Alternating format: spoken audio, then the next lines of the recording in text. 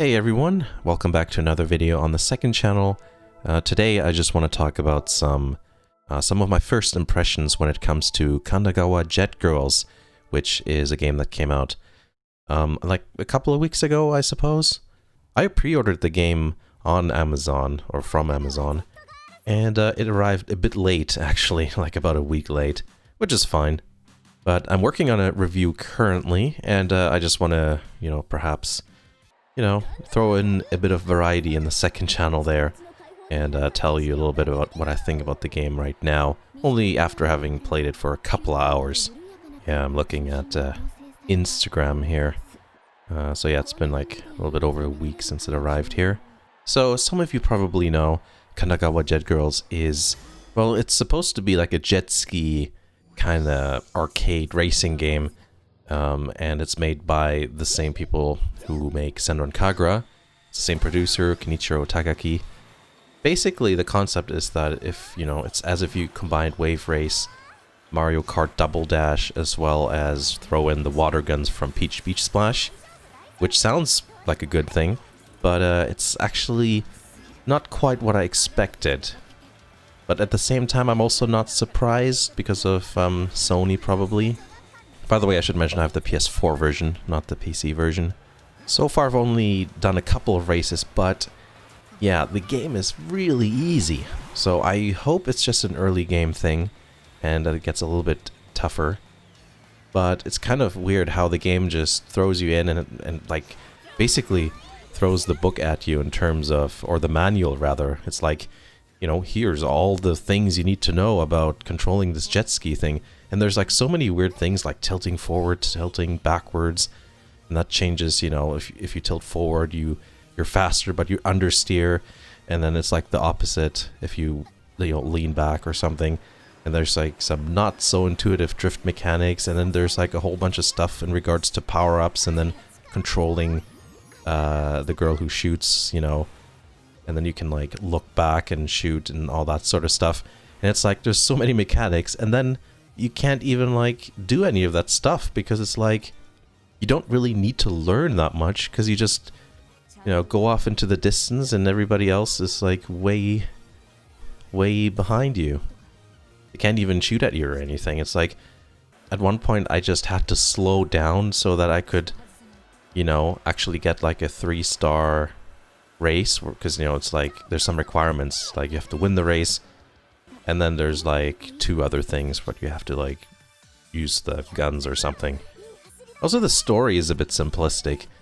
I haven't watched the anime, but it's like, Senran Kagura like tried to build up a world basically in a setting, and this game doesn't really do that.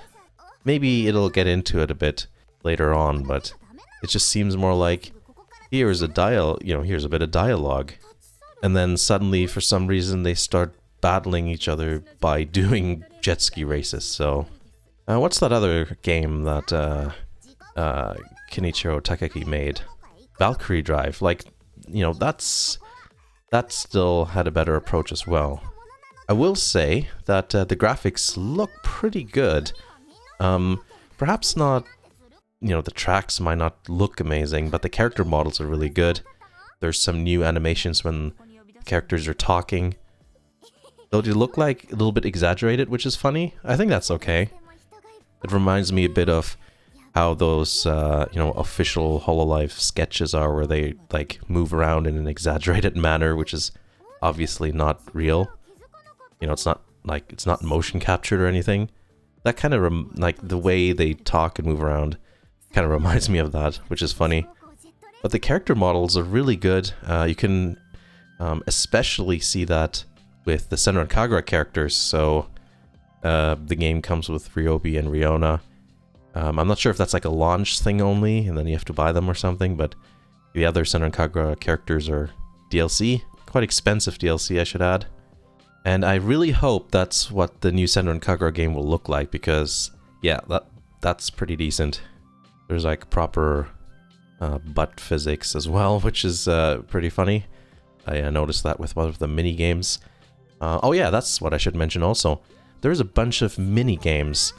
This is a T-rated game, so you know, like, what's that touchy-feely minigame? Like, that's not there.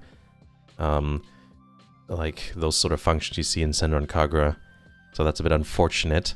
I also know that the anime is much less tame than this game. So it just looks like they skimped out here a bit, which is, I think that's unfortunate, you know. It's not really what the fans expect, you know, fans of this type of game. And of course, Senran Kagura fans as well. Like, where's all the, you know, wet clothes and clothes tearing? I think the anime has clothing that tears off. I'm pretty sure I've seen, like, clips or screenshots where that's happening. I just had a quick look. I think there's even, yeah, there's even nipples in the anime, so the game isn't anywhere close when it comes to fan service, which is really unfortunate. The minigames are also pretty easy. There's a treadmill thing. There's one where you, like, clean, I don't know, with the, what's that thing, with a squeegee or broomy thing. Well, anyways, I'll overlay what I'm talking about there.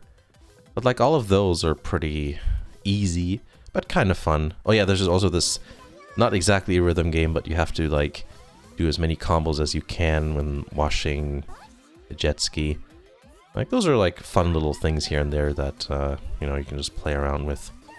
But obviously, well, I say obviously, but, you know, if you've played Senran Kagura, it's quite clear that, I don't know, these game modes seem nerfed.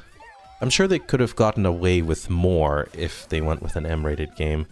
Let me tell you about some dressing room stuff. Obviously that minigame isn't there because, by the way, I should say that the Steam version, which I don't have, but I do know that it doesn't include, or rather it includes everything that the PS4 version has as well. So they're the same. But I think what they do nowadays, instead of having, you know, the PS4 version have, like, stuff removed, they just don't have it in the first place in the other versions either, so you can kind of feel that with this game. One thing I do like is that when you like buy clothes and stuff, you have to buy every color individual. That's something I don't like, but what I do like is when you do have all the colors, you can actually choose a gloss, you know, like a glossy look if you wanted to. So, you know, there's a bit more variety there. So I have the limited edition, and it comes with a bunch of stuff. I'm not going to talk about it too much because it'll be in the video. But yeah, there you go. That's basically my first impression of Kandagawa Jet Girls. It feels a bit nerfed, if you want to call it that. There's some good ideas. It's a bit easy. But, you know, the graphics, the character models specifically look quite nice, so hopefully that's a sign of things to come with Senran Kagura. I do know that their newest game, 7, which has been in development for a while now, we haven't heard any news on that. You know, that game itself there had to be changed because of Sony's meddling. So who knows what's going to happen. Yeah, I really hope it doesn't get a T rating. I think that would just kind of ruin things. But I'm sure they can have well, I don't know, I say that, but you know, maybe they can kind of feel their way around and preserve as much as possible when it comes to that game, the new Senran Kagura game. But anyways, that's Kandagawa Jet Girls for now. I need to play much more of it. Hopefully it gets more difficult. And yeah, you can look for a review somewhat soonish. Probably gonna play it after I'm done editing this video here. And I've already written a bunch of stuff as well and have some bullet points, so that's all going well so far. Yeah, thank you for watching, and I'll see you again in the next video.